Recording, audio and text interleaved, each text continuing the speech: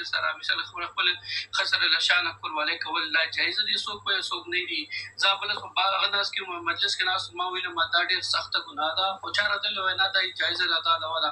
خو دې نه زه ځان غواړم خبر دا جایزه ده او جایز نه ده. مولوي صاحب لومبه خبره خدا دا توجه سره اوره چې کور والا سره په شا باندې بدکاری کول دا گناه کبیره ده، دا گناه غټه گناه ده. نبی علیہ السلام فرمای ملعون من اتى النساء في ادبارهن، هغه کس ملعون دی چې په شا طرف باندې یو کس خپل خد سره بدکاری وکړي. که یو کس مطلب دا چې خزه الټه کی خو ملاب چې دی نو هغه په فرج کې وکړي، مخکنی لارې کې وکړي نو دا خو جایز دی، خو وروستنۍ لاره کې که ملاب وکړي نو دا ګناه کبیره ده.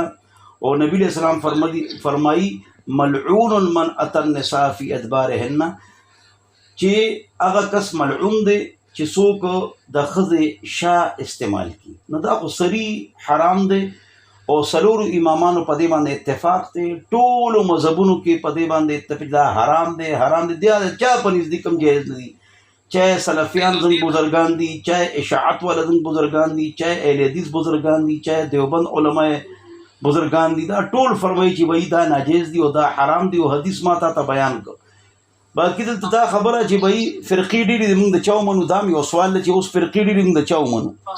اوس جواب د دې خبرې دا دی چې کم یو کس قرآن مني، دویم حدیث مني، دریم ختم نبوت مني.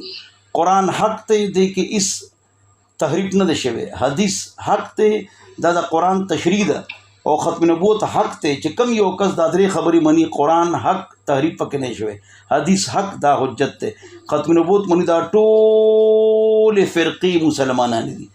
سونم چې دا اشاعت والا بزرگان دي، اهل حدیث دي، سلفیان دي، دیوبندیان دي، سونم چې بته نور داسې فرقې دي، نو دا ټولې فرقې نه دي. زما محترم خلکو ته فرقې وي، دا سکول آف تاټس دي، دا مسلمانان دي، دا زنګرونه دي.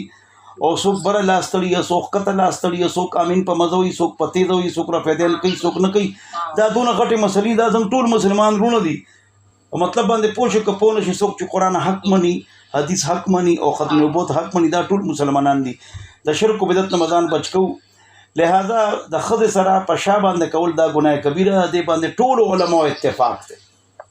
جزاک الله. والسلام.